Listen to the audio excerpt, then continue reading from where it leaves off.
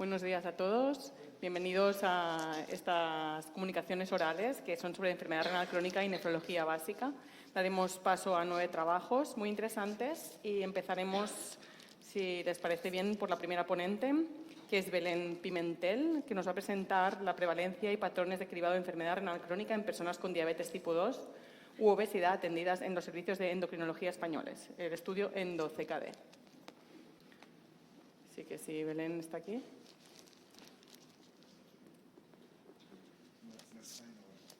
No está y no vendrá. Pues ¿Y el segundo tampoco? Como presentados, como Pues es nada, la empezamos. misma ponente, si te parece, saltamos a la tercera y cuando venga. No, porque el segundo es Rafa Santamaría. Que lo va a Vale. presentar. Pues si os parece bien, empezamos con la segunda, que es Revil CKD, manejo y seguimiento de pacientes con enfermedad renal crónica, estadio 3 en España. Lo va a presentar Rafa Santamaría, del Hospital de Córdoba. Nos quedamos. ¿Qué nos quedamos aquí? La segunda presentación, por favor. No.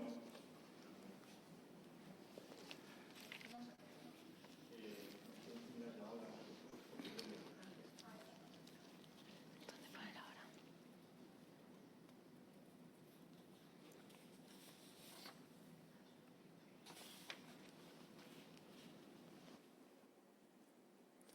Muy bien, muchas gracias. Muchas gracias, Nuria, por la presentación. Buenos días a todos. El trabajo que les voy a presentar lleva por título Revil CKD, manejo y seguimiento de pacientes con enfermedad renal crónica, estadio 3 en España. La introducción es muy sencilla y es de todos conocidas. Esta es la declaración de conflictos de interés de todos los autores del trabajo. La enfermedad renal crónica es una entidad muy prevalente a nivel nacional. Uno de cada 7 pacientes o uno de cada 7 personas en España padece enfermedad renal crónica. El diagnóstico suele realizarse en fases ya avanzadas, cuando ya empiezan a haber síntomas, normalmente en estadio 3, 4 y 5. La enfermedad renal crónica se asocia a comorbilidades como la insuficiencia cardíaca, la hipertensión, comorbilidades metabólicas y el riesgo de padecer algún efecto adverso como muerte prematura aumenta a medida que progresa la enfermedad renal crónica. Por tanto, es conocido que mientras antes actuemos sobre la enfermedad renal crónica, pues mayor beneficio vamos a tener desde el punto de vista pronóstico con nuestros pacientes. Eso por una parte. Por otra parte, en los últimos años se está explotando mucho el tema de la codificación de los diagnósticos en los sistemas de información y la codificación de la enfermedad renal crónica ya ha demostrado que puede mejorar el pronóstico de los pacientes y es una herramienta esencial para una planificación y atención sanitaria más eficiente. Sin embargo, hasta el momento no es bien conocido cómo es el sistema de codificación de la enfermedad renal crónica en los registros digitales. Por eso surge el estudio Revil CKD. El estudio Revil CKD es un primer estudio internacional que analiza la codificación de la enfermedad renal crónica en estadio 3 en grandes bases de datos de múltiples países a nivel de Europa, Asia y Estados Unidos. Los objetivos de este proyecto son, en primer lugar, analizar la prevalencia de la codificación de la enfermedad renal crónica en los registros electrónicos de salud desde entre los años 2015 y 2020, determinar el tiempo en asignar este código de diagnóstico de enfermedad renal crónica en pacientes con biomarcadores ya presentes de enfermedad renal crónica estadio 3, analizar cómo es la monitorización de la función renal y el manejo de los pacientes con este estadio y analizar los factores asociados a la codificación de la enfermedad renal crónica. En este trabajo les presentaré los resultados de los 3 primeros objetivos. El diseño del estudio, en nuestro caso, en España, es un estudio observacional de uso secundario de los datos clínicos, utilizando la base de datos de BigPac, que tiene alrededor de 2 millones de registros. Sobre esta base se establece un periodo de observación entre el 1 de enero del 2015 y el 31 de diciembre de 2020, donde se incluyen 1.188.341 pacientes. Sobre estos pacientes se buscan los pacientes con diagnóstico bioquímico de enfermedad renal crónica definido por la presencia de 2 valores de filtrado glomerular por debajo entre 30 y 60, separados por un intervalo de tiempo entre 90 y 730 días. Sobre esos pacientes se seleccionan aquellos que tengan al menos 12 meses de seguimiento previo a la primera determinación de filtrado glomerular y al menos un año de seguimiento posterior al segundo filtrado glomerular. Se definen como pacientes que no están codificados como en enfermedad renal crónica aquellos pacientes que, cumpliendo estos criterios, no reciben el código diagnóstico de enfermedad renal crónica ni previamente al segundo filtrado glomerular ni en los 6 meses posteriores. Sobre esta cohorte de pacientes, lo que se va a hacer va a ser un análisis del cuidado posterior de los pacientes, centrándonos en la determinación de presión arterial en los 6 meses posteriores, la determinación del uso de determinados tratamientos farmacológicos que se han demostrado que tienen beneficios sobre la progresión de la enfermedad renal crónica, como IECA-A2, estatinas e ISGLT2 en los 12 meses siguientes, y la determinación del cociente de albumina-creatinina en los 18 meses siguientes. Con este diseño ya paso a los resultados. En los resultados a nivel de España se analizaron datos de 31.866 pacientes que cumplían los criterios de selección. De ellos, 4.831 tenían código diagnóstico y sin código diagnóstico estaban el 27.035 pacientes. Es decir, que el 85% de estos pacientes analizados con criterios diagnósticos de enfermedad renal crónica por parámetros analíticos carecen del diagnóstico de enfermedad renal crónica. En comparación con otros países, ¿cómo estaríamos? Bueno, no estamos del todo mal, porque hay algunos otros países de nuestro entorno, como por ejemplo Francia, que llega a un 96%, Italia está un poquito mejor, en un 77%, estamos a un nivel similar a Alemania de un 84% y un poco o bastante peor que Inglaterra con un 56%. En cuanto al tiempo que se demora en codificar al paciente con el diagnóstico de enfermedad renal crónica, el promedio fue de 1,9 años. Es decir, desde que se tienen parámetros analíticos diagnósticos de enfermedad renal crónica, se tarda 1,9 años en poner el código diagnóstico en la base de datos. Esto da lugar a un problema a nivel de la gestión de estos pacientes. Y con respecto al manejo y seguimiento de la enfermedad renal crónica, como les decía, lo que se analizaba era la presencia de medidas de marcadores de función renal en los 18 meses posteriores y de los pacientes analizados solamente el 26% tenía una determinación de cociente de albumina-creatinina. Solamente en un 58% de los pacientes se analizaba la concentración de creatinina hasta 4 semanas después del inicio de IECA-A2, como indican las guías. En cuanto a la medida de otros factores de riesgo, aproximadamente el 78% de los pacientes tenían determinación de presión arterial sistólica registrada y un 44% de los pacientes diabéticos tenían determinación de albumina-creatinina. Y en cuanto al uso de medicación, el 70% recibía tratamiento con IECA-A2, solamente un 46% recibía tratamiento con estatinas y solamente un 20% de los pacientes diabéticos recibían tratamiento con ISGLT2. Y con esto ya, en cuestión, comparando con otros países, ¿cómo estamos? Bueno, pues podríamos decir que no estamos del todo mal, porque, por ejemplo, a nivel de la determinación del cociente de albumina-creatinina, pues somos uno de los países que mayor porcentaje de pacientes tenemos con determinación de albumina-creatinina, junto con Canadá en un 33%. Con respecto a la determinación de creatinina tras inicio de IECA-A2, estamos un poco por debajo del resto de países. Con respecto al uso de estatinas, estamos más o menos en el promedio. Con respecto al uso de IECA-A2, estamos más o menos por encima de lo habitual, al igual que con ISGLT2. Y con respecto al control de la presión arterial en los 6 meses posteriores al diagnóstico, estamos bastante bien, con un 78%. En definitiva, como conclusiones, existe una elevada falta de código diagnóstico en los registros electrónicos de salud entre los años 2015 y 2020. Existe un retraso significativo en la asignación del código diagnóstico de enfermedad renal crónica a pacientes con biomarcadores de enfermedad renal crónica estadio 3. Existe un infradiagnóstico de albuminuria que impide hacer una estimación adecuada del riesgo de eventos vasculares y progresión de la enfermedad renal crónica de estos pacientes. Y existe un gran margen de mejora en la monitorización de la función renal y en el uso de tratamientos aconsejados por la guía de práctica clínica. Sin más, muchas gracias.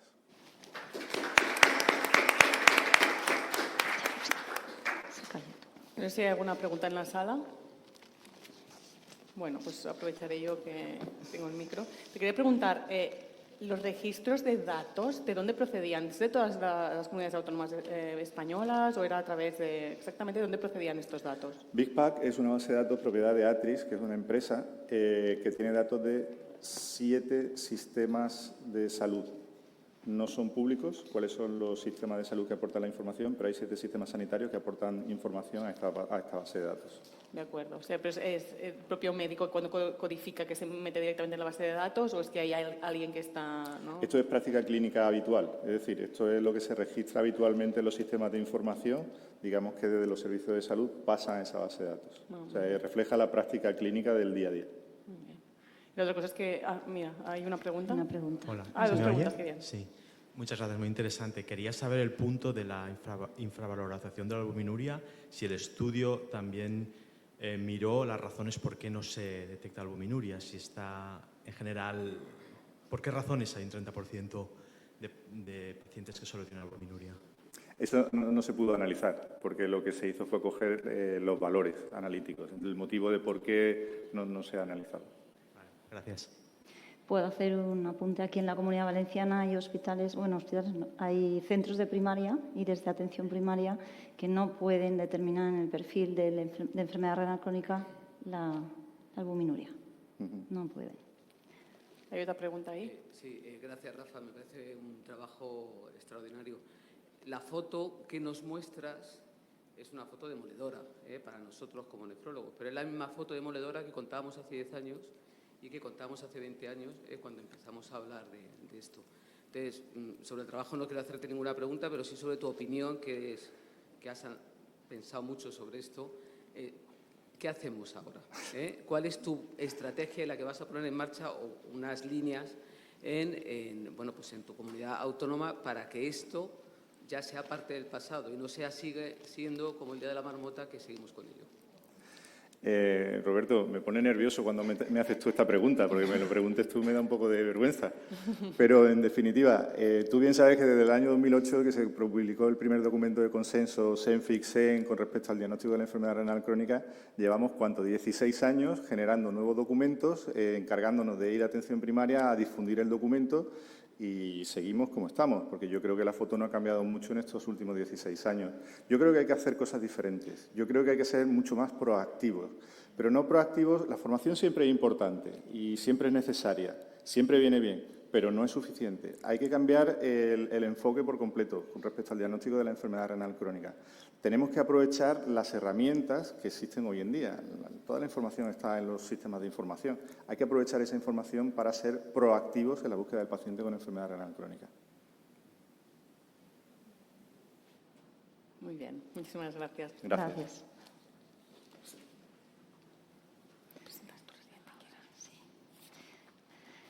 Bueno, siguiente presentación la presenta Daria Basheva. Diferencias en la evolución de la incidencia de terapia renal sustitutiva entre Madrid y Cataluña 2012-2021. Adelante. Hola, soy Lucía Cordero, que Daria no ha podido venir. No sé si había alguien antes o no. Sí. Vale. ¿Ah, sí? Perdón. Bueno, no tenemos conflicto de interés. Lo que hicimos fue comparar, utilizando los datos de los registry de la Asociación Europea Renal, de la ERA, comparamos la evolución de la incidencia de la terapia renal sustitutiva en 2 regiones que pensamos que son bastante comparables entre 2012 y 2021, y venimos un poco a presentar los resultados que vimos. Entonces, como ya hemos dicho, son 2 comunidades autónomas que son bastante similares en términos de población, de esperanza de vida, PIB y PIB per cápita, y un poco en el número de centros de diálisis. Estos son los primeros datos. Lo que miramos fue la incidencia por millón de población en cada una de las regiones a lo largo de los años. Como vemos, parece que es un poquito mayor en Madrid que en Cataluña, y esta diferencia ha ido subiendo a lo largo del tiempo, que es lo que vemos aquí abajo. Analizamos estos datos también, hicimos el ratio de la incidencia de Cataluña entre Madrid y lo estratificamos por grupos de edad y sexo, y como vemos en la gráfica, el color verde representa a los varones, el color naranja a las mujeres, excepto en el grupo de varones menores a 20 años, en los cuales el ratio es menor de 1 y, por tanto, la incidencia es mayor en Madrid que en Cataluña. Para el resto de grupos de edad y sexo parece que la incidencia es mayor en Cataluña que en Madrid, especialmente en las mujeres mayores. Esto lo comparamos un poco con la mediana de edad al inicio de terapia renal sustitutiva, y vemos que la mediana de edad es menor en Madrid que en Cataluña. En Cataluña la gente entra con más edad a terapia renal sustitutiva, y a pesar de que en Madrid la esperanza de vida es ligeramente mayor. Y en cuanto a la mediana del ratio de incidencia de varones versus mujeres, pues en las 2 regiones esta incidencia es mayor en varones que en mujeres. Luego analizamos un poco según la causa de la enfermedad renal crónica que había llevado a la terapia renal sustitutiva, y vemos aquí la distribución abajo de glomerulonefritis, pielonefritis, poliquistosis, diabetes, hipertensión, enfermedad renovascular, miscelánea, desconocida y ausente. Esas son las causas que establece la ERA. Y bueno, lo que vemos que en casi todas las regiones la incidencia es mayor en Cataluña que en Madrid, excepto en miscelánea, y bueno, el caso de Anomni Missing, que es mayor en Cataluña que en Madrid, que igual tiene que ver un poco con el registro. Entonces, y luego por último, la distribución según la modalidad, que vemos que en Madrid es mayor la incidencia en hemodiálisis y diálisis peritoneal, y donde vemos una gran diferencia es en el trasplante anticipado, que es mucho mayor en Cataluña que en Madrid, de 113 versus 23 por millón de población.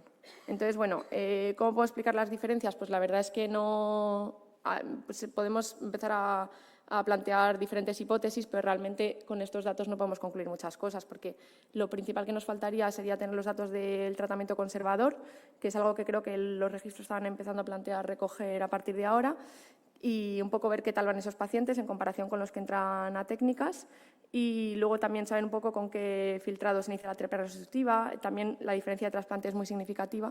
Entonces, bueno, simplemente hemos hecho este análisis de comparación un poco por plantear si existiesen diferencias que pudiésemos mejorar en caso de que en una se haga mejor que en otra. Y ya está. Entonces, como conclusiones, pues eso, lo que hemos dicho, la incidencia de terapia resucitativa aumentó en Cataluña, llegó a ser mayor que en Madrid.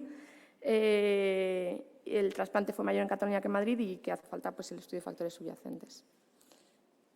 No sé si hay alguna pregunta. ¿Una pregunta? Sí.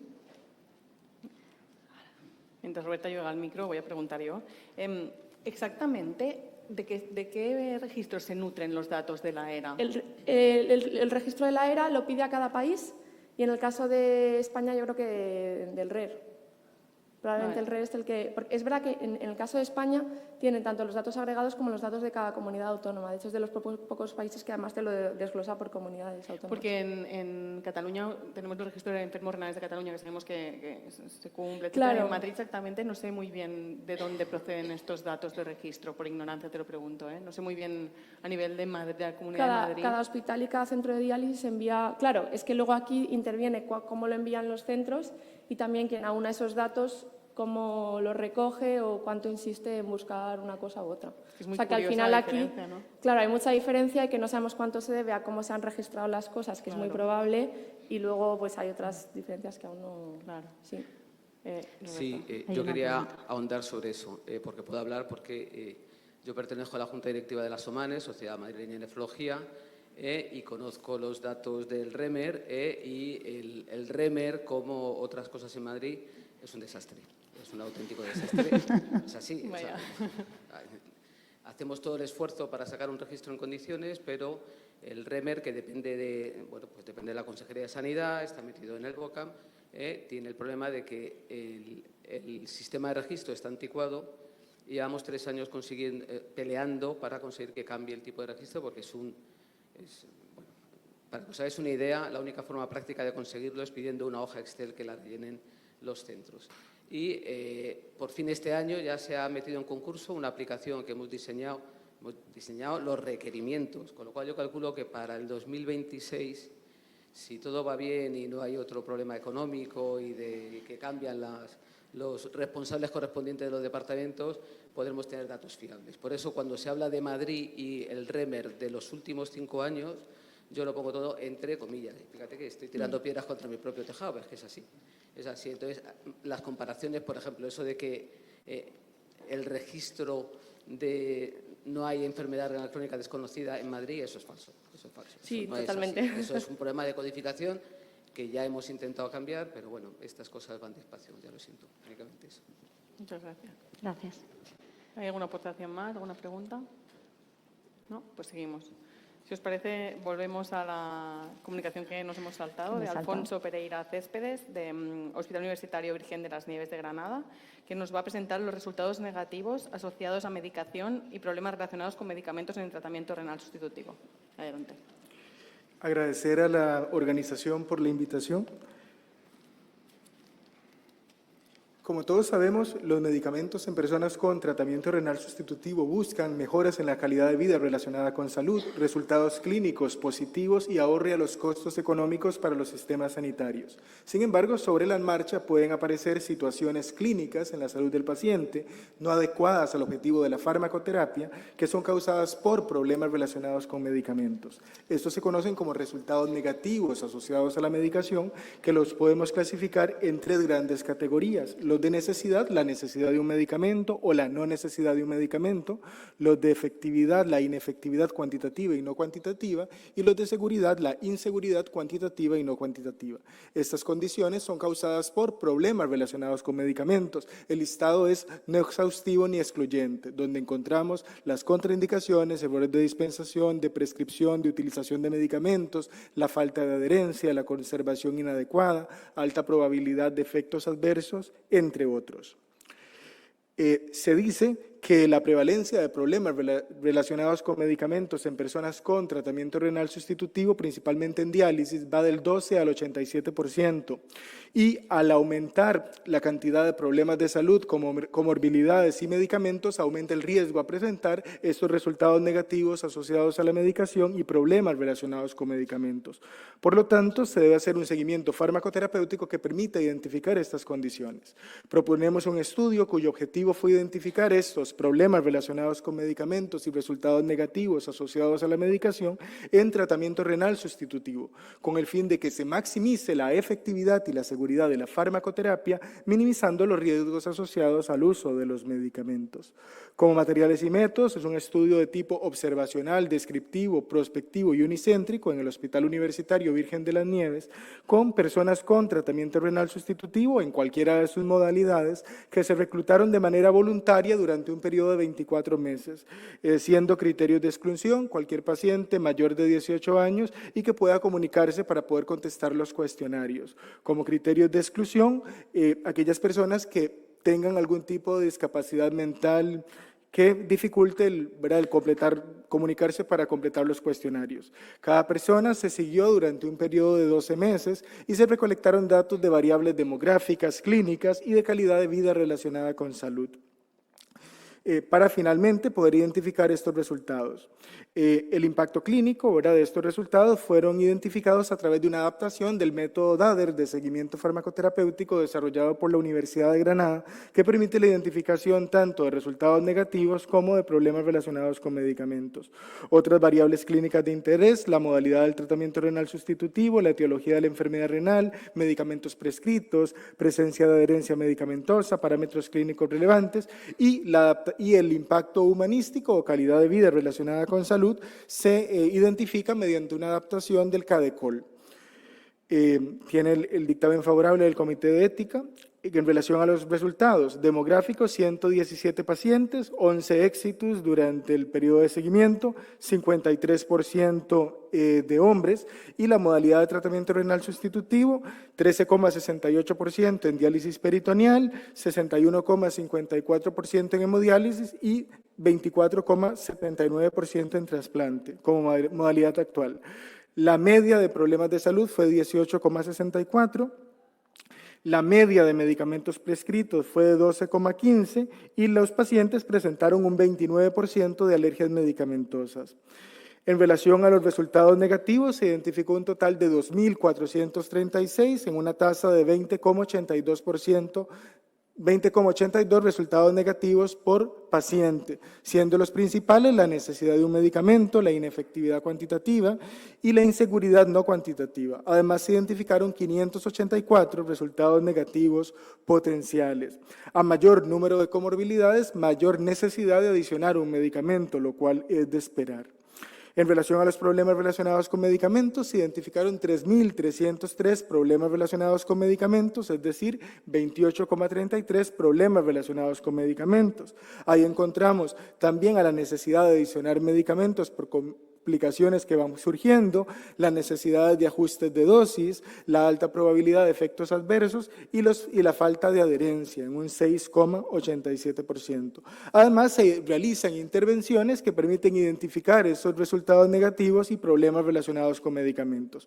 1,4 intervenciones por resultado negativo y una intervención por problemas relacionados con medicamentos. Estas intervenciones son básicas en la práctica clínica, como por ejemplo, modificaciones que tienen que ver con la cantidad de medicamentos, con la estrategia farmacológica o educación al paciente en términos de medidas higiénico-dietéticas o de adherencia terapéutica.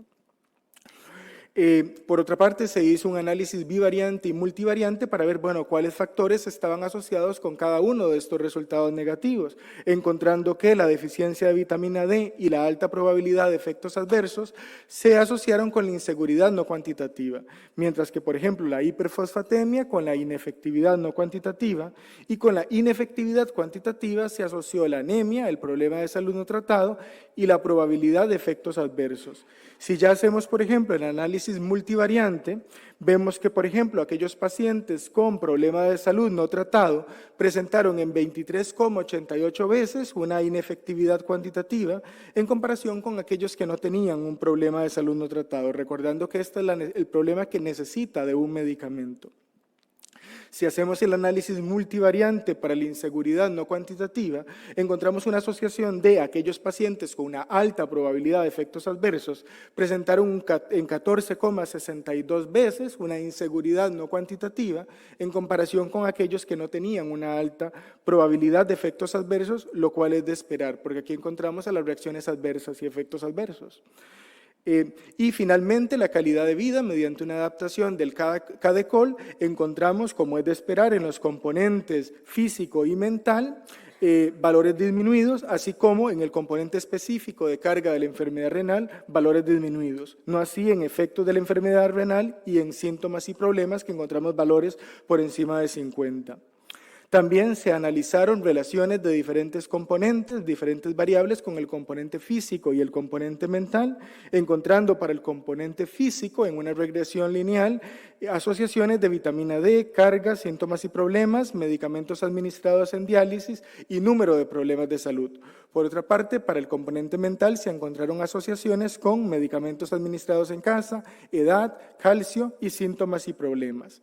Finalmente, a manera de conclusión, vemos la necesidad de abordar los problemas relacionados con medicamentos y resultados negativos asociados a la medicación, especialmente en pacientes con tratamiento renal sustitutivo, tomando en cuenta el alto número de medicamentos prescritos y las comorbilidades presentes. Muchas gracias.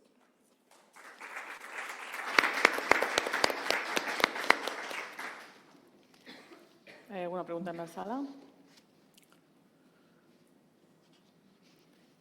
Yo te quería preguntar, ¿hicisteis el análisis en función del tipo de terapia renal sustitutiva? Sí, se hizo el análisis en función de cada una de las terapias sustitutivas, pero tal vez una de las limitantes del estudio es que se metieron las 3 modalidades juntas también. Entonces, sí se ven diferencias, pero sí, la etapa a seguir es analizar por cada una de las modalidades distintas. Claro, es que al final los trasplantados y los de diálisis probablemente, ¿no? Una adherencia, etcétera, Es correcto. distinta. Pero sí, igualmente la literatura reporta diferencias con las diferentes modalidades de tratamiento renal sustitutivo. Sobre todo también se quiso hacer un solo grupo para empezar a explorar cómo está la situación, ver por cuál de las modalidades podemos seguir y también para aumentar la cantidad de pacientes en el estudio.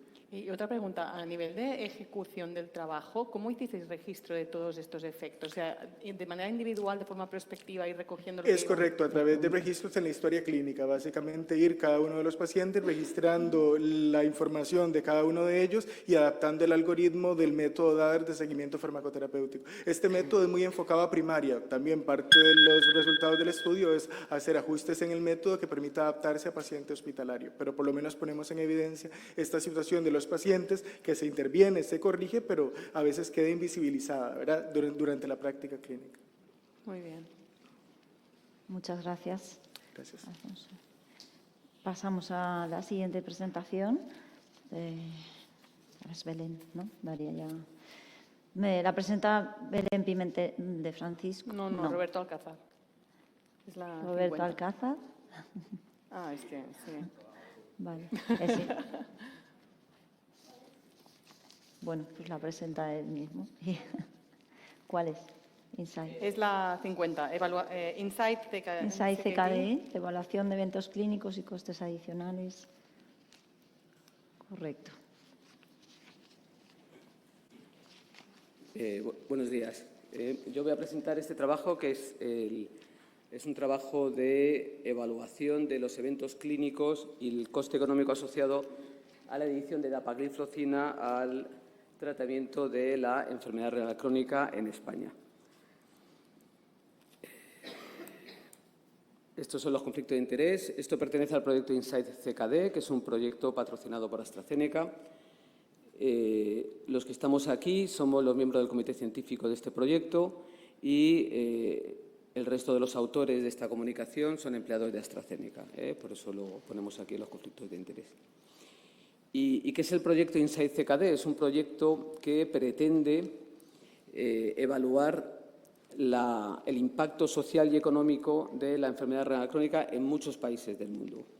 Ya el año pasado, en este mismo congreso, comunicamos cuál era la proyección de la carga clínica y económica de la enfermedad renal crónica entre 2022 y 2027, y esto se publicó hace poquito en la revista Nefrología. Y los datos de este primer análisis es que la prevalencia de la enfermedad renal crónica entre el 2022 y 2027 se estima que aumenta en un 1%, de los cuales 2/3 de los pacientes van a progresar de forma silenciosa, estos no están diagnosticados, sobre todo en estadios iniciales, y que esto implica un crecimiento en este quinquenio de un 13,8% de la carga económica para el Sistema Nacional de Salud, que se estima en 4.890 millones de euros.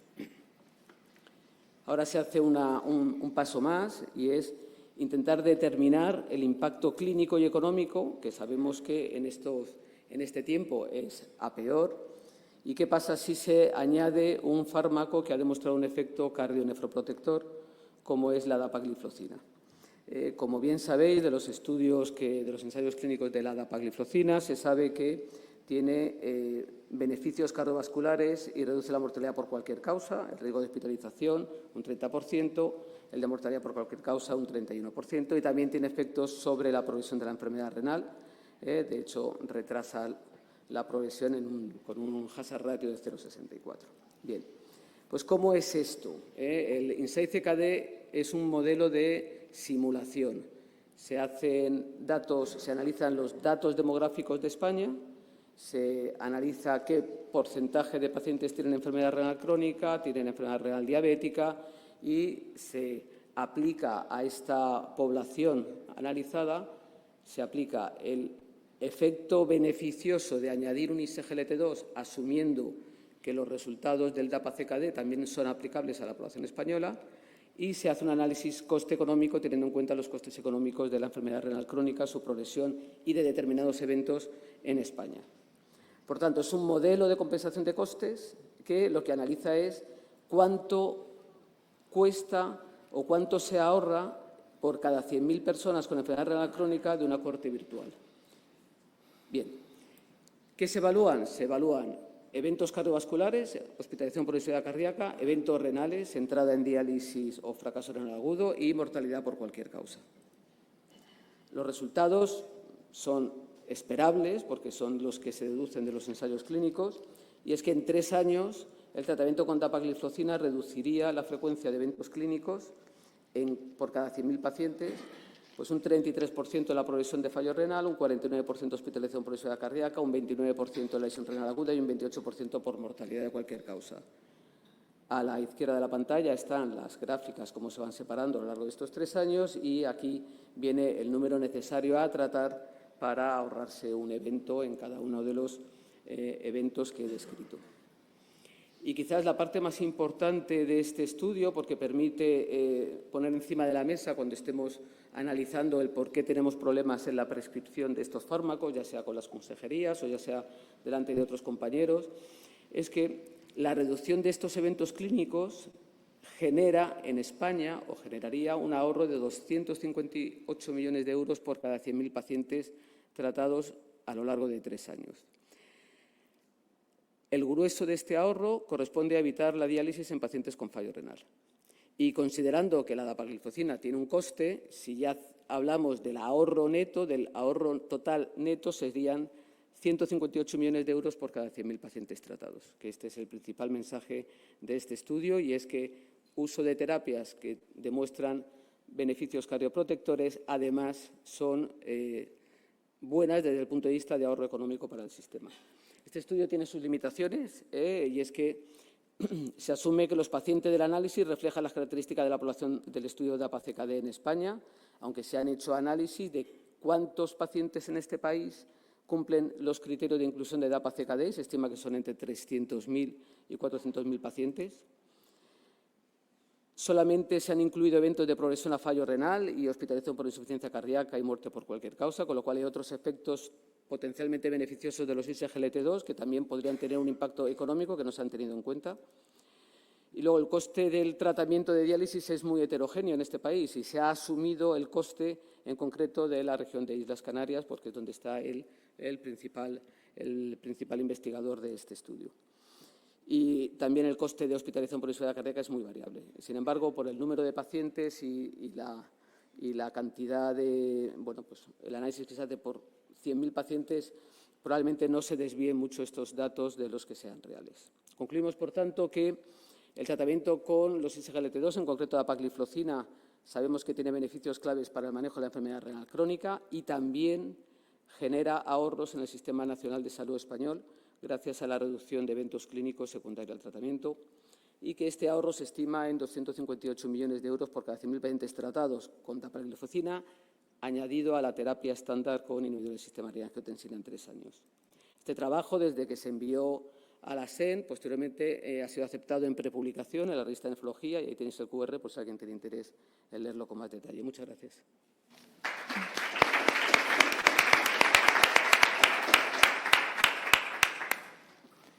¿Tenéis alguna pregunta que hacer? Bueno, felicitaciones por este espectacular trabajo. A mí solo me queda una duda, es el coste por año de calidad de vida ganado sin diálisis. Esa es una pregunta muy interesante. No se ha analizado en este estudio, pero si hemos retrasado la entrada en diálisis, de hecho el 60% del ahorro económico es por evitar costes asociados a diálisis, el coste en calidad de vida, lógicamente, debe ser muy superior. Gracias. ¿Alguna otra pregunta o aportación? Creo que es un trabajo bastante completo, muy claro y bueno, creo que todos nos has convencido a todos. Lo que hay que convencer es a los gestores, para que en algún sitio donde hay alguna limitación en el uso de SGLT2, que sé que las hay, esta limitación es una forma de decir que te estás tirando piedras contra tu propio tejado. Claro. Creo que en Madrid habéis hecho, ¿no?, una reunión con gerencia, de hecho, os habéis sentado en mesa. Sí, bueno, en Madrid tenemos, y a través de la SOMANE, un programa de convencer a la Administración de la importancia de abordar la enfermedad renal crónica con este tipo de terapias, y no solamente se analiza el poder difundir este tipo de terapias, sino es un programa de dar difusión a un documento que hemos hecho sobre la enfermedad renal crónica, acompañado de la inclusión de la enfermedad renal crónica dentro de la cartera de servicios estandarizados de atención primaria. Que eso quizás es otra estrategia, aparte de lo que decía Rafa, que puede ser útil para concienciar todavía más la importancia de la detección de la enfermedad renal crónica. Muy bien, muy interesante. Muchas gracias. Gracias. En próxima sesión nos lo cuentas. Muy bien, pues pasamos a la siguiente comunicación oral, que la presentará la doctora González Lafuente. ¿Sí? No, Gemma Ruiz Hurtado. Pero el papel de inflamosoma es, Sí. ¿no? Vale, pues presentarán el papel de inflamosoma en el ERP3, cardíaco con el síndrome cardiorrenal tras un fracaso renal agudo. Es un estudio translacional. Bueno, creo que vamos a cambiar un poquito. Soy la primera en iniciar las charlas de básica, entonces vamos a empezar a hablar de citoquinas y modelos experimentales. Primero agradecer a la organización por seleccionar esta charla y, bueno, no tengo ningún conflicto que declarar. Bueno, como todos ustedes saben, el síndrome cardiorrenal, el fracaso renal agudo en este caso se caracteriza por una pérdida repentina de la función renal. Tiene diferentes etiologías y se clasifica siguiendo diferentes guías clínicas. Además, el paciente con fracaso renal agudo asume, sobre todo los que están en UCIs, una alta tasa de mortalidad asociada. Además, el paciente no solamente durante el fracaso renal agudo va a tener una complicación, sino que a largo plazo va a poder algunos de ellos desarrollar una insuficiencia renal aguda, que les va a condicionar también en el futuro para mantener esa insuficiencia renal y desarrollar enfermedad renal crónica. Pero es que además existen diferentes trabajos y metaanálisis donde han puesto de manifiesto que el paciente con fracaso renal agudo tiene un mayor riesgo de eventos cardiovasculares como la insuficiencia cardíaca, el infarto de miocardio o el riesgo cardiovascular o la muerte súbita asociada a la mortalidad general, digamos. Por lo tanto, tenemos que hablar de lo que se conoce como un síndrome cardiorrenal, en este caso el síndrome cardiorrenal tipo 3, que es esa pérdida abrupta de la función renal que nos va a conllevar a tener una insuficiencia cardíaca o una disfunción cardíaca aguda. Existen numerosos mecanismos que han puesto de manifiesto qué es lo que pasa en el corazón, pero entre ellos podemos destacar una activación del sistema inmune, una hiperinflamación o una inflamación sistémica, así como mecanismos más intracelulares como alteraciones del manejo del calcio intracelular. Con respecto a la activación del sistema inmune, me gustaría hablarles ahora de lo que es el inflamasoma en el NLRP3, que es un complejo multiproteico, les presento aquí, que está formado por diferentes componentes, entre otros un sensor, que es la propia proteína NLRP3, como pueden ver ustedes aquí, una molécula adaptadora, o ASC, que es esta molécula de aquí, y una molécula efectora, que es la caspasa 1. ¿Cómo se activa este sistema? Para ello necesita primero una señal de cebamiento o de priming. Esto va a ocurrir tras la señalización de receptores como TLR, del receptor de TNF-alfa o del receptor de la interleuquina 1-beta, que va a hacer que el factor NF-κB pase al núcleo de la célula y ahí se transcriban genes implicados en este inflamasoma, como en el NLRP3, interleuquina 18 o interleuquina 1-beta. Pero para que se active realmente necesita una segunda señal de activación y aquí a nivel intracelular están implicados diferentes mecanismos como activación o síntesis de especies reactivas de oxígeno, elevación citosólica del ATP y también elevación de manera también importante del calcio a nivel citosólico, con salida masiva de calcio desde el retículo sarcoplásmico. Esto lo que va a hacer es que se oligomerice este inflamasoma NLRP3 y ya sí que sea activo. ¿Y para qué va a ser activo? Pues para transcribir, o no para transcribir, para cortar de la forma inactiva las citoquinas como interleuquina 1-beta o interleuquina 18, de la forma pro a la forma activa, o para que corte también la gasdermina a su forma activa. Pase de la forma proactiva y esta gasdermina sí que va a pasar a la membrana de las células formando una serie de poros y facilitando lo que se llama piroptosis o muerte por inflamación. Pues bien, hasta hace algunos años este inflamasoma en el NLRP3 o estaba descrito en la enfermedad cardíaca o estaba descrito en la enfermedad renal, pero pocos estudios sabían que se había descrito en relación con el síndrome cardiorrenal. Este es uno de los estudios más recientes en el cual hemos participado y aquí se ha puesto de manifiesto la activación de este inflamasoma en el síndrome cardiorrenal tipo 4 asociado a enfermedad renal crónica. En concreto, su asociación viene dada por la aparición de fibrilación auricular. Se ha puesto de manifiesto que los pacientes con enfermedad renal crónica que tienen fibrilación auricular tienen una elevación sistémica de esta interleuquina 1-beta en comparación con aquellos con enfermedad renal crónica pero sin fibrilación auricular y pasando un modelo experimental de ratón de nefrectomía 5/6 se ha podido observar que se activa en la aurícula esta interleuquina 1-beta de su forma pro a su forma activa. De hecho, cuando se hace este modelo en ratones carentes del NLRP3 vemos cómo se palía mucho la activación de esta interleuquina. Además, analizaron la probabilidad o la incidencia de fibrilación auricular en este modelo de nefrectomía 5/6, modelo clásico en el ratón de enfermedad renal crónica, y vieron que tanto la incidencia como la duración era significativamente mayor y esto no ocurría en los ratones carentes de NLRP3. Por lo tanto, nuestra hipótesis ante estos resultados fue saber si este inflamasoma NLRP3 podría influir y podría estar implicado en el paciente que sufre fracaso renal agudo y si realmente juega un papel en este síndrome o en este daño cardíaco asociado al síndrome cardiorrenal tipo 3. Para ello, hemos utilizado una cohorte de pacientes que hemos analizado de manera retrospectiva. Hemos analizado las citoquinas implicadas en esta activación del inflamasoma, TNF-alfa, interleuquina 1 beta, en el plasma de estos pacientes, y si bien siguen ambas un patrón similar, es la interleuquina 1 beta la que está significativamente elevada en el momento del diagnóstico del paciente con fracaso renal agudo y tras 72 horas. Existe una correlación positiva y significativa entre ambas citoquinas en todos los tiempos analizados, pero además a nivel basal o en el momento del diagnóstico y tras 24 horas existe una asociación de, por ejemplo, TNF-alfa con marcadores de daño cardíaco como troponina T o el marcador de estrés ventricular NT-proBNP. Analizamos la combinación de ambas citoquinas, sus niveles plasmáticos, para ver si eran capaces de predecir la mortalidad, analizándolo por curvas ROC, y pudimos ver que a las 24 horas esta predicción de mortalidad de los pacientes con fracaso renal agudo era bastante elevada, casi de 1.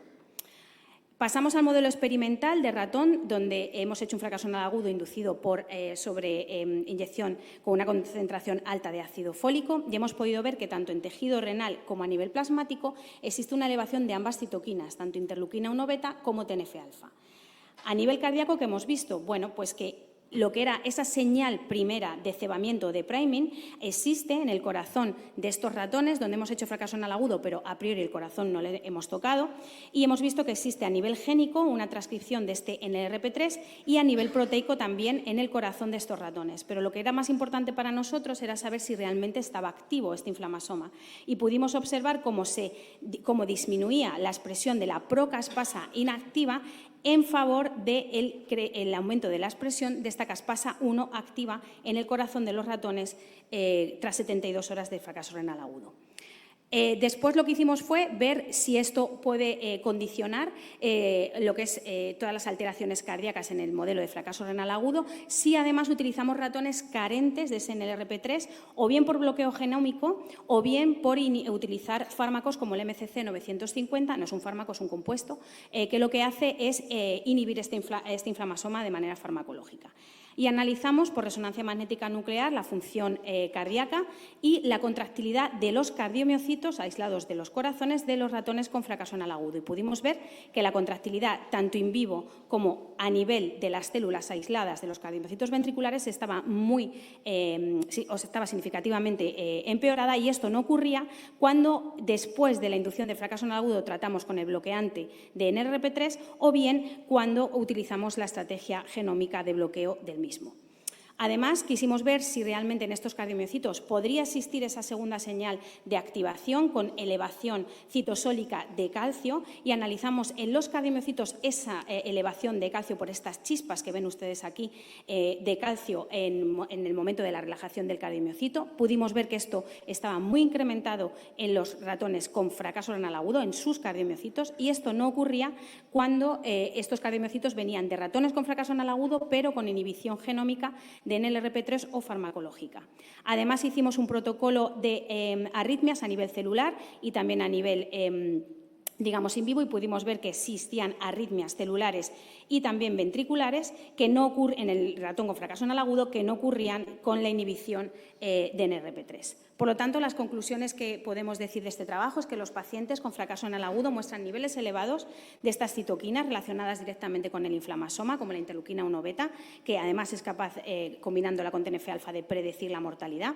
En el modelo experimental de fracaso renal agudo hemos demostrado que la vía dependiente del inflamasoma no solamente se activa a nivel renal, sino sistémico y, lo que es más importante para nosotros, cardíaco, y que el bloqueo del inflamasoma previene del fenotipo insuficiente y proarritmogénico tras la inducción experimental de un fracaso renal agudo. Como mensaje ya para llevar a casa, decir que el inflamasoma ventricular sí que se activa en el contexto del síndrome cardiorrenal, que su inhibición podría proteger de la aparición de un fenotipo insuficiente y proarritmogénico, y que se podría postular como un nuevo biomarcador a monitorizar en el paciente con fracaso renal agudo y también como diana terapéutica. Y nada más, agradecer a mi grupo, especialmente a Laura, cuyos resultados que hemos mostrado aquí forman parte de su tesis doctoral, a los colaboradores y a las agencias financiadoras, entre otras la de nuestra sociedad. Muchas gracias.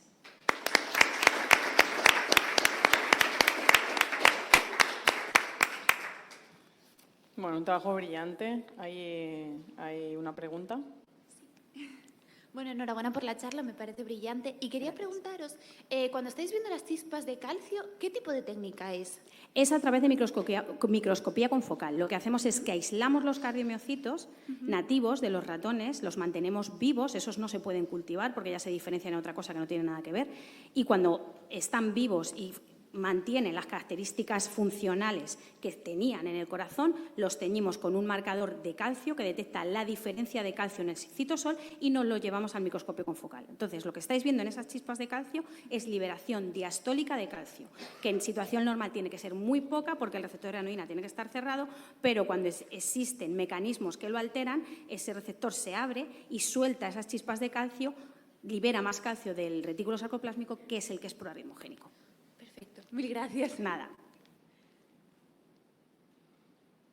Yo aprovecho que me ha dado el micro. Te quería preguntar, a las 72 horas para evaluar todo esto, sacrificáis al animal, imagino, Sí. ¿no? Para poder verlo. Sí. Pero al final sería interesante ver si hay diferencias entre los que están realmente con knockout del inflamosoma o aquellos que realmente están en tratamiento, porque cuando revierte el tratamiento, a ver qué efectos ha tenido ¿no? Sí, lo que pasa que, claro, es que es a término, porque no podemos utilizar los cardiomiocitos previo y luego seguir manteniendo al ratón. Lo que sí que hemos hecho ha sido sacrificar a algunos animales a 24 horas. Vemos que ahí el fenotipo es bastante distinto, no es tan insuficiente, sino es como de sobrecarga de calcio más hipertrófico, y ahora lo que estamos haciendo es dejarlos más tiempo, 15 días. Y ahí estamos viendo que con la inhibición farmacológica del NLRP3 también vemos que se recuperan de esa disfunción, digamos, cardíaca, a 15 días. Muy interesante. De hecho, te queremos felicitar porque este trabajo ha recibido el premio a Mejor Comunicación Muchísimas Oral de la gracias. sesión. Así que muchas felicidades y muchas gracias por presentarlo Nada. aquí. Gracias. Muchas gracias.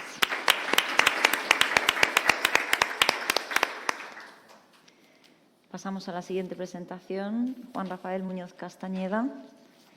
Altos niveles de FGF23 aumentan la presión arterial independientemente de la concentración de fósforo sérico. Adelante. Muchas gracias. Estos son mis conflictos de intereses. Les voy a hablar de enfermedad renal crónica, de hipertensión. Y, como todos sabéis, la prevalencia de la hipertensión en la enfermedad renal crónica es muy elevada. En la población general la podemos cifrar en un 28%, aunque depende del género y de la edad también, pero lo que sí vemos es que cuando la enfermedad renal crónica avanza, la prevalencia de la hipertensión lo hace mucho más, hasta que podemos llegar a ver en los estadios finales hasta un 96% de pacientes que tienen hipertensión. Pero, ¿cuáles son los factores de la enfermedad renal crónica que promueven esta hipertensión? Pues seguro que a muchos de nosotros ya se nos ocurren muchos de ellos: la retención de sodio, toxinas urémicas, anemia, diabetes, inflamación, disfunción endotelial, factores hereditarios, el remodelado vascular o alteraciones del metabolismo mineral. Por nuestra experiencia, nos vamos a centrar en la investigación del papel de dos elementos del metabolismo mineral importantes que ya han sido relacionados con la hipertensión, que es el fósforo y el FGF23. En cuanto al fósforo, sabemos que el fósforo inorgánico, que está presente sobre todo en alimentos procesados y que se absorbe muy rápidamente, pues este fósforo tiene una capacidad de promover hipertensión a distintos niveles. En vasos pequeños es capaz de incrementar la resistencia vascular. A nivel renal, promueve la activación del sistema renina-angiotensina-aldosterona, que da lugar a un incremento, a una expansión del volumen y que conduce a hipertensión. Y también está muy demostrado el efecto de los altos niveles de fósforo sobre el vaso. A nivel vascular sabemos que promueve el estrés oxidativo, las calcificaciones vasculares, la rigidez arterial, disfunción endotelial, es decir, una serie de factores que se relacionan estrechamente con la hipertensión. En cuanto al FGF23, también tenemos bastantes evidencias que sugieren su relación con la hipertensión. Ya en 2014, Olena Andrukova publicó este trabajo en el que se demostraba que el FGF23, a través de la modulación del sistema renina-angiotensina-aldosterona, era capaz de conducir a hipertensión. Esto fue un trabajo experimental en modelos en animales a los que se le administró FGF23 recombinante y se observaba que, a través de distintos efectos que todos convergían en la activación del sistema renina-angiotensina-aldosterona, se producía hipertensión. Pero la pregunta es, ¿cómo podemos separar el efecto del fósforo desde el FGF23, porque como todos ustedes saben, uno de los principales estimuladores de la secreción de FGF23 a nivel óseo es el fósforo. Por lo tanto, resulta difícil poder saber cuál es el efecto de uno y de otro. Y precisamente ese es el objetivo de nuestro trabajo. Nos vamos a proponer, a través de modelos experimentales, separar si la hipertensión se ve más influenciada por altos niveles de fósforo o bien por altos niveles de FGF23. Como he dicho, vamos a usar modelos experimentales, concretamente el modelo de nefrectomía 5/6, y en el que vamos a jugar con distintas intervenciones dietéticas en cuanto al contenido de fósforo. Tendremos un fósforo normal, que es el que consideramos en la dieta de 0,6, pero vamos a administrar también dietas deficientes en fósforo, 0,2, o dietas altas en fósforo, que es 1,2. Y hemos recogido tejidos y muestras de plasma, pero solamente me voy a centrar en 3 parámetros para exponer los resultados: el fósforo en plasma, el FGF23 intacto y la presión arterial. Y el diseño del estudio es el siguiente. Utilizamos, como he dicho, ratas nefrectomizadas, 5/6, a las que, justamente después de hacer el modelo de la nefrectomía, le pusimos una dieta alta en fósforo durante 4 semanas. Cuando llegamos a las 4 semanas, medimos los 3 parámetros que he indicado: fósforo en plasma, FGF23 y presión arterial. A las 4 semanas les cambiamos la dieta, de tal manera que pasaron de tener una dieta alta en fósforo a una dieta baja en fósforo, y lo tuvimos durante 4 semanas más. Y cuando llegó las 8 semanas en total, medimos de nuevo fósforo en plasma, FGF23 y presión arterial. En otro tipo de ratas distintas hicimos lo contrario. Comenzamos con una dieta baja en fósforo durante 4 semanas y a las 4 semanas volvimos a medir los parámetros que os he indicado. Y justo ahí volvimos a hacer lo contrario. Aumentamos, en este caso, los niveles de fósforo en la dieta durante 4 semanas más y volvimos a medir los 3 parámetros que estábamos interesados. Utilizamos como controles ratas nefrectomizadas con un fósforo normal, que se mantuvieron durante 8 semanas, y también ratas sanas que tuvieron una dieta normal de fósforo durante 8 semanas. Y los resultados pues, fueron los siguientes. Aquí les muestro, para empezar, los cambios que tuvimos entre los controles y las ratas nefrectomizadas, que ocurrió lo que esperábamos, que aumentase el fósforo, el FGF23 y la hipertensión, pero lo que nos interesa es exponer qué ocurre cuando modulamos el fósforo en la dieta en cuanto a la hipertensión. Pues lo que tuvimos fue lo siguiente. Al poner la dieta alta en fósforo, los niveles de fósforo, como veis aquí en esta gráfica, aumentaron, los niveles de FGF23 también aumentaron y se produjo hipertensión. A las 4 semanas, cuando cambiamos la dieta y les pasamos de tener un fósforo alto al fósforo bajo, lo que ocurrió fue lo que esperábamos. Como veis aquí en la gráfica, el fósforo en plasma baja, el FGF23 también baja y la hipertensión también baja. Por lo tanto, no somos capaces de separar el efecto del fósforo del FGF23 porque los dos van en el mismo sentido. Con respecto a las ratas que empezaron con la dieta baja en fósforo, los datos que tuvimos fue que el fósforo se controló muchísimo mejor que incluso las ratas que tenían una dieta normal. Hubo una bajada de fósforo, una bajada importante de FGF23 y una bajada de la hipertensión. Cuando 4 semanas más tarde le cambiamos la dieta y le pusimos una dieta alta en fósforo, los resultados nos mostraron pues, que lo que esperábamos, que el fósforo sube mucho, que el FGF23 también y que la hipertensión sube también. Por lo tanto, la conclusión que llegamos es que no somos capaces de separar el efecto del fósforo del FGF23. Por tanto, decidimos hacer un estudio experimental adicional que nos permitiera separar los efectos de estos dos elementos. Lo que hicimos fue un nuevo experimento con ratas controles, con una dieta normal de fósforo, 0,6, ratas nefrectomizadas a las que les pusimos una dieta alta en fósforo durante 4 semanas, donde íbamos a tener altos niveles de fósforo y altos niveles de FGF23 y de hipertensión, y un grupo de animales que tenían la dieta alta en fósforo, pero que recibieron anticuerpos anti-FGF23. De esta manera, tendríamos una oportunidad de tener niveles de fósforo altos y niveles de FGF23 bajos. Los resultados que obtuvimos fueron los siguientes. Lo primero que observamos fue que hubo un descenso en los animales que tenían anti-FGF23, hubo un descenso en la excreción urinaria de fósforo. Y es lógico porque no tienen FGF23. A consecuencia de este descenso de la excreción urinaria, hubo un incremento de fósforo en plasma. Los niveles de fósforo fueron mucho más altos. Por lo tanto, es la primera vez que tenemos niveles de fósforo muy altos y niveles de FGF23 más bajos. En estas circunstancias, ¿qué ocurría con la presión arterial? ¿Qué es el objetivo del trabajo? Pues aquí lo tenéis.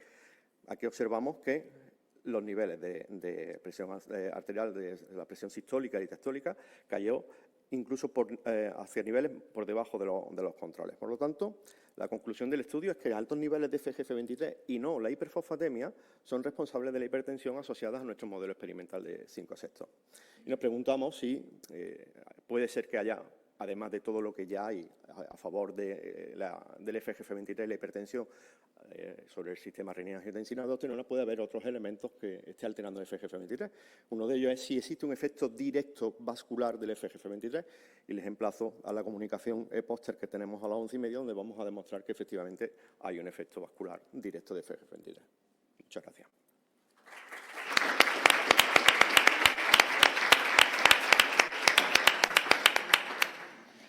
Felicitaciones, es un trabajo muy claro. Y si nos podrías contar un poquito más, bueno, pensáis que pueda ser un target, como decís en la comunicación, para pacientes con hipertensión, enfermedad renal crónica, pero solo cómo veis toda la gestión, determinación, o necesitas más estudios. Lo digo porque este tema se ha comentado varias veces en el metabolismo mineral, en más datos. Lo digo porque... No te he oído bien. ¿Cómo pensáis que pueda gestionarse, pueda realizarse esta determinación, si realmente necesitáis más estudios complementarios a nivel de calle, de consulta, si es tan interesante? La verdad es que incluso en el pronóstico de la enfermedad renal crónica, ¿no?, y eventos cardiovasculares. Realmente lo que queremos incidir es sobre la necesidad de controlar realmente los niveles de FGF23, porque en nuestra opinión, nuestra línea de investigación va dirigida a otorgarle al FGF23 un papel quizás más protagonista de lo que aún ahora mismo tiene en el contexto de la enfermedad renal crónica.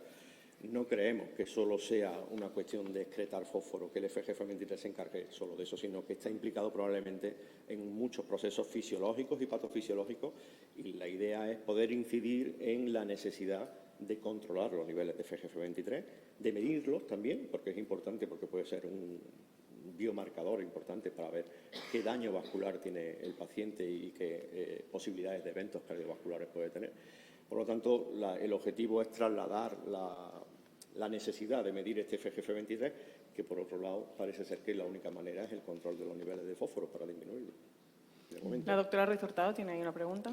Hola, bueno, Juan, enhorabuena por la charla. Yo me uno a ti. FGF23 tiene muchos targets, no solamente a nivel vascular, como tú dices. Yo lo he visto en los cardiomiocitos y lo que hace pues no es nada bueno y seguramente tiene mucha relevancia en el paciente renal. Pero bueno, las preguntas que te quería hacer era, ¿habéis probado el anti-FGF23 en un modelo específico de hipertensión para ver si tiene ese efecto antihipertensivo fuera del contexto hiperfosfatúrico? Y la segunda pregunta que me gustaría hacerte es si habéis analizado en estos animales los niveles solubles de cloto. Pues muchas gracias, Gemma, por la pregunta, que es muy interesante. Efectivamente, sí lo hemos probado. Hemos cogido un modelo de ratas hipertensas, las ratas SHR, que son ratas bastante duras para corregir la hipertensión, y los resultados han sido realmente espectaculares. Espectaculares en el sentido que cuando aplicamos anti-FGF23 somos capaces de hacer a las ratas hipotensas, es decir, que te sugiere que hay un efecto. Curiosamente, estas ratas SHR tienen altos niveles de FGF23. Entonces, sugiere que hay un efecto vascular muy, muy potente de FGF23. Hemos hecho estudios de miografía de alambre con los anillos de aorta, y lo que vemos que realmente el efecto principal de la administración de la reducción de los niveles de FGF23 es que incide sobre la rigidez arterial. Hay un montón de proteínas que están responsables del remodelado vascular que se ven alteradas cuando corregimos los niveles de FGF23. Y también tenemos otros estudios que hemos visto cuando ponemos FGF23 recombinante que esas mismas proteínas están alteradas. Es decir, existe un efecto probablemente fisiológico del FGF23 sobre el remodelado vascular. Y cuando tienes más FGF23, ese remodelado aumenta la rigidez arterial y conduce a la hipertensión. Y cuando disminuyes los niveles de FGF23, disminuyes la rigidez arterial. Pero lo curioso de esto es que esa reducción no es probablemente beneficiosa, sino que está llegando a un nivel de reducción de la rigidez arterial tan grande que a nivel vascular casi hay más viabilidad teniendo a un animal siendo hipertenso que siendo tan hipotenso como lo que hace el anti-FGF23. Y el croto no lo hemos medido. ¿Hay alguna pregunta más? ¿No? Pues muchísimas gracias por la presentación. Seguimos a la penúltima comunicación oral, que es de Valencia, de Incliva, que nos presentará, no sé si la doctora Flores, que es los niveles de microRNA 15A5P en exomas del plasma regulan la vía de señalización podocitaria SMAD7 TGF beta 1 en la nefropatía lúpica. Hola. Adelante. Bueno, buenos días. Muchas gracias por la presentación. No funciona. Ahora, no tenemos ningún conflicto de interés que declarar. Bien, el lupus eritematoso sistémico es una enfermedad autoinmune, crónica, inflamatoria, que se caracteriza por la producción de autoanticuerpos, la activación del sistema del complemento y la deposición de complejos inmunes en diferentes órganos y tejidos. De todos estos, el riñón es uno de los principales afectados, patología que conocemos como nefropatía lúpica.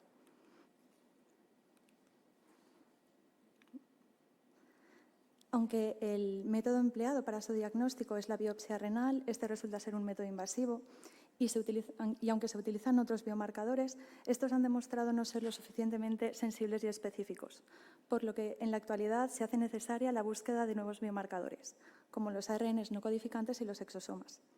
Los ARNs no codificantes se ha visto que están involucrados en el desarrollo del lupus y estos pueden viajar en diferentes biofluidos acompañados de otras proteínas o en el interior de vesículas extracelulares como los exosomas.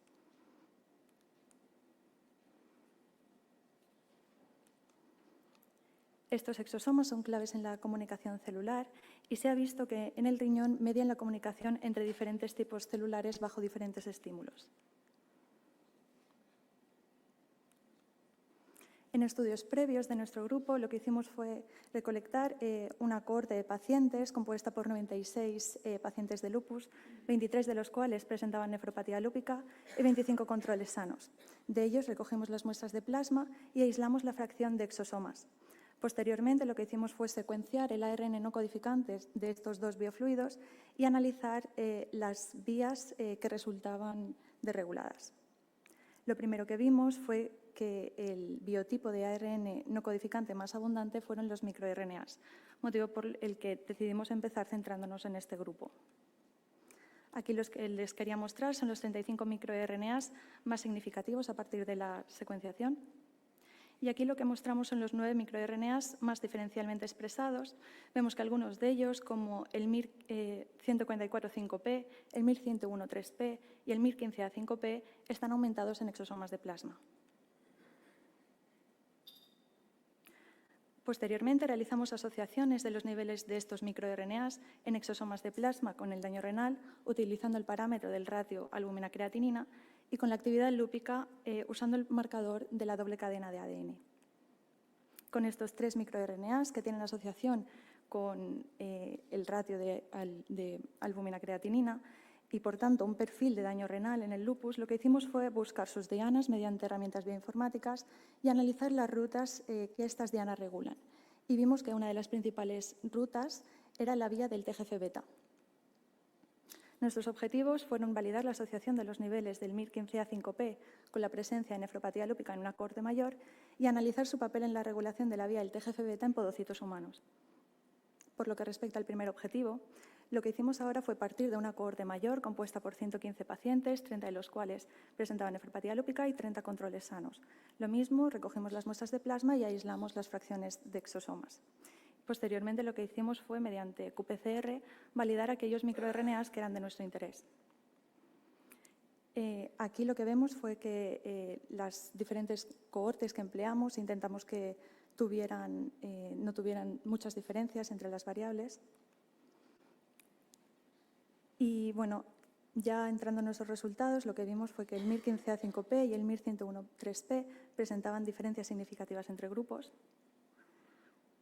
Comparando el grupo control frente al grupo con nefropatía lúpica, vimos que el MIR que mejor área bajo la curva presentaba era el MIR15A5P, aunque cuando combinábamos con los otros 3, el área bajo la curva aumentaba.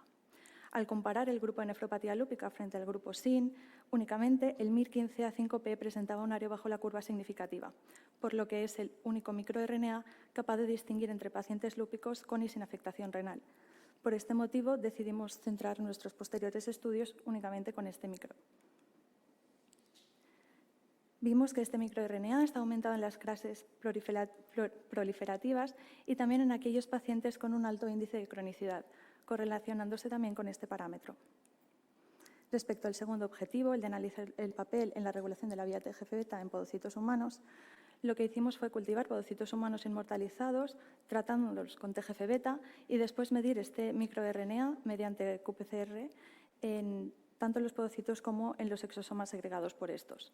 Después realizamos experimentos de sobreexpresión de este microRNA y analizamos los resultados obtenidos por qPCR, por Western blot y por inmunofluorescencia. Como hemos visto anteriormente, este microRNA está implicado en la vía del TGF-beta, un factor que resulta clave en la progresión de la fibrosis. Brevemente, cuando esta vía está activa, las proteínas SMAD se fosforilan y migran al núcleo, lo que provoca que se transcriban genes implicados en procesos fibróticos. Pues bien, este MIR15A tiene como diana la SMAD7, que es un regulador negativo de la vía. En estos experimentos in vitro lo que hicimos fue tratar con diferentes concentraciones de TGF-beta y vimos que los niveles de este microRNA aumentaban en los podocitos y también en sus exosomas. Al transfectar con este microRNA, vimos que este aumentaba con y sin el tratamiento de TGF-beta. Por lo que respecta a su diana directa, la SMAD7, vimos que esta disminuía en presencia de este MIMIC con y sin tratamiento de TGF-beta. Y por lo que respecta a su diana indirecta, la SMAD2, vimos que este mensajero aumentaba en presencia de MIMIC, pero solo cuando tratábamos con TGF-beta. A nivel de proteína obtuvimos los mismos resultados. Y en la inmunofluorescencia vimos que la SMAD7, la señal verde, disminuía en presencia del MIMIC sin tratamiento, pero lo hacía todavía más cuando tratábamos con TGF-beta. Además, también observamos que con el tratamiento la localización de la SMAD7 era nuclear en el control, pero pasaba a ser citoplasmática en presencia del MIMIC. Esto lo comprobamos midiendo el ratio del nucleocitoplasma y vimos que efectivamente disminuía en presencia del MIMIC. También miramos por inmunofluorescencia la SMAD2 fosforilada y comprobamos lo mismo que habíamos obtenido anteriormente, que esta aumentaba en presencia del tratamiento con el MIMIC. También quisimos mirar cómo este MIMIC afectaba a proteínas estructurales que resultan claves en el mantenimiento del andamiaje de la actina. Y vimos, por ejemplo, cómo la CD2AP disminuía en presencia del MIMIC sin tratamiento, pero lo hacía todavía más cuando tratábamos con TGF-beta. Y lo mismo obtuvimos con la sinaptopodina. Como conclusiones, podemos decir que los niveles del MIR15A5P están aumentados en exosomas de plasma de pacientes con nefropatía lúpica, mostrando poder discriminatorio para detectar la presencia de nefritis lúpica. Además, está aumentado en las formas proliferativas y se relaciona con el índice de cronicidad. El MIR15A5P regula la vía TGF-beta mediante SMAD7 y su diana SMAD2 fosforilada, provocando alteraciones en proteínas estructurales esenciales en el mantenimiento del andamiaje de la actina. Por lo que creemos que el MIR15A5P podría contribuir al avance en el diagnóstico de la nefropatía lúpica y establecer posibles dianas terapéuticas. Muchas gracias.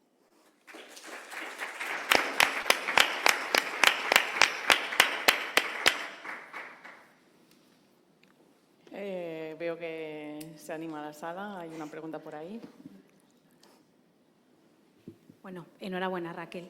Te quería preguntar, no sé si habréis mirado este MIR en otra patología renal que también curse con fibrosis, porque claro, su diana es TGF-beta, es MAD, pero claro, eso es muy diana profibrótica que puede estar implicada en, no sé, nefropatía diabética, etcétera. Entonces, compararlo con otra patología también renal os daría poder para saber y discriminar si es específico de la fibrosis lúpica de la fibrosis dentro del contexto renal. No sé si lo habéis probado. Sí, lo que queremos hacer ahora también es, como efectivamente has dicho, es compararlo con otra patología porque hemos visto que, bueno, como ya sabéis, los microRNAs están implicados en muchas patologías, entonces su especificidad hay que cogerla un poco con pinzas. Lo que nosotros queremos hacer es compararlo con la nefropatía diabética para ver que sea específico. pero también intentar hacer una firma de microRNAs para no solo demostrarlo con uno, y además también con otros ARNs no codificantes como los long non-coding, que puedan explicar un poco la especificidad del biomarcador. Pues muchas gracias por la presentación. Pasamos ya a la última comunicación. No sé, bueno, si llega la primera que hemos saltado, que avise. Y si no, pasamos a Teresa Obrero Sojo, que presentará la administración de ceftriaxona disminuye la calcificación vascular en un modelo experimental de uremia. Vale. ¿No se puede poner para el puntero? ¿Se ve? No se ve. Ahora. No toco, ¿no? Ah.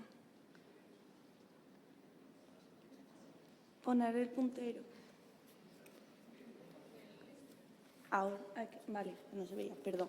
Buenos días, muchas gracias por la presentación. Bueno, para comenzar, decir que la enfermedad renal crónica y el intestino se influyen mutuamente de forma bidireccional. Por una parte, el estado urémico, las restricciones dietéticas y el extensivo uso de medicamentos en los pacientes urémicos promueven el desequilibrio en la microbiota. Por otra parte, este desequilibrio promueve el incremento de toxinas urémicas y la reducción de ácidos grasos de cadena corta, lo cual contribuye al daño endotelial, inflamación, calcificación vascular y la alteración de la barrera epitelial, lo cual promueve la translocación de las bacterias y de las toxinas urémicas, lo que hace que progrese la enfermedad renal. Todos estos factores favorecen la aparición de eventos cardiovasculares, lo cual incrementa significativamente la morbimortalidad asociada a la enfermedad renal. Bien, uno de los factores principales de la aparición de eventos cardiovasculares es la calcificación vascular. Este es un proceso biológico activo altamente regulado y muy complejo. Se conoce que la hiperfosfatemia es uno de los factores proinflamatorios que actúan sobre las células musculares de tejido liso como factor inductor de calcificación vascular. Como sabemos, los tratamientos de enfermedad renal crónica en los últimos estadios son muy limitados y ninguno de ellos es eficaz reduciendo la calcificación vascular, por lo cual en los últimos años el estudio de la microbiota como potenciales aplicaciones terapéuticas ha ido ganando gran interés en este contexto. Por ello, nuestro objetivo fue investigar el impacto de la depresión de la microbiota a través de ceftriaxona sobre la función renal y la calcificación vascular en un modelo experimental de calcificación. Bien, nuestro modelo se basó en nefrectomía 5 septos con alto contenido de fósforo en la dieta y calcitriol durante 14 días. Se dividieron las ratas en 3 grupos, control, nefrectomía y nefrectomía con antibióticos. Y a este último grupo se le administró el antibiótico 7 días antes vía oral. Bien, se recogieron muestras de orina y heces de jaulas metabólicas y el día del sacrificio sangre, aorta torácica y fémur. Y se midieron parámetros de función renal, metabolismo mineral, calcificación vascular y la composición de la microbiota fecal. Bien, como podemos ver en la gráfica, uno de los primeros resultados es que se identifica daño renal en los grupos de ratas nefrectomizadas, evidenciados por elevados niveles de creatinina y una mayor carga de fósforo, lo cual causa aumentos en FGF23 y en la fracción de excreción del fósforo. Es importante resaltar que en el grupo que recibe antibióticos hay una reducción significativa de los niveles de fósforo en plasma, lo cual nos indica que el antibiótico es capaz de reducir la hiperfosfatemia. Por otro lado, quisiéramos comprobar si esta reducción de la hiperfosfatemia iba ligada de la mano de la reducción en el grado de calcificación vascular. Y tras cuantificar las imágenes de Poncosa, se ve ciertamente que así fue. Hay un menor grado de calcificación vascular en el grupo que recibió antibióticos, lo cual se corresponde también con menores niveles del contenido de calcio y fósforo en la aorta torácica, por lo cual también podríamos decir que el antibiótico es capaz de reducir el grado de calcificación vascular. En este momento quisimos evaluar el efecto del antibiótico sobre la microbiota fecal. Para ello enviamos muestras de heces a Micromi para estudiar el genoma microbiano. Ellos realizaron todo el proceso desde la extracción hasta la secuenciación y el posterior análisis estadístico de los resultados. En nuestras muestras observamos como en los grupos de ratas nefrectomizadas hay una marcada reducción de la riqueza y más aún en el grupo que recibió antibióticos. En la abundancia también se ve una reducción significativa de esta, en los grupos de ratas nefrectomizadas. En cuanto a la diversidad beta, observamos cómo todas las muestras se separan y se unifican por su tratamiento de forma significativa, lo que nos quiere decir que cada grupo de ratas estudiados tiene una composición microbiana distinta. En el perfil taxonómico observamos cómo a nivel de filum se evidencia la marcada reducción en la riqueza, pasando de más de 12 filums distintos en el grupo control a solo 6 en los grupos de ratas nefrectomizadas. Sin embargo, diferencia entre los grupos de ratas nefrectomizadas solo se observó a nivel de género, donde vemos que en el grupo que recibía antibióticos hay una disminución de los géneros Colidesibacter y Escherichia shigella, que están relacionados con fiebre, inflamación y diarrea. Sin embargo, hay una tendencia a aumentar de un género productor de butirato, como es Lactobacillus. En el análisis de correlaciones, observamos también cómo estos dos géneros, Escherichia shigella y Colidesibacter, tienen una correlación positiva con los niveles de fósforo en plasma. También Colidesibacter correlaciona positivamente con el contenido de fósforo y calcio en la aorta torácica, lo cual nos indica que la depresión de la microbiota podría tender a disminuir la disbiosis encontrada. En este momento nos preguntamos cuál podría ser el mecanismo implicado en la disminución de la calcificación vascular tras la administración de antibióticos. Pues bien, ciertamente puede ser la disminución de la hiperfosfatemia. Pero ¿a dónde está yendo este fósforo si no hemos encontrado diferencia en su excreción? Pues pensamos que este fósforo se podría estar movilizando al hueso, ya que este es uno de los reservorios más importantes de fósforo y se evidenciaría en cambio en su mineralización. Por ello, realizamos la técnica del tricrómico de Goldner. En ella vemos como en el grupo control hay un mayor número de trabéculas y tienen mayor grosor que en los grupos de ratas nefrectomizadas, entre los cuales no hubo diferencia significativa. Por lo cual, esto nos dice que la disminución de los niveles de fósforo tras la administración de antibióticos no están relacionados en cambio en la mineralización ósea. Por ello, nuestra hipótesis final es que las bacterias quizás requieren de una grandísima cantidad de fósforo para crecer y así repoblar la microbiota. Por lo cual, con todos los resultados, concluimos que la depresión de la microbiota por la administración de ceftriaxona redujo la hiperfosfatemia y el grado de calcificación vascular. Estos hallazgos sugieren que la alteración de la microbiota mediante ceftriaxona podría ser una estrategia terapéutica prometedora para disminuir la hiperfosfatemia y la calcificación vascular en pacientes con enfermedad renal. Muchas gracias por todo.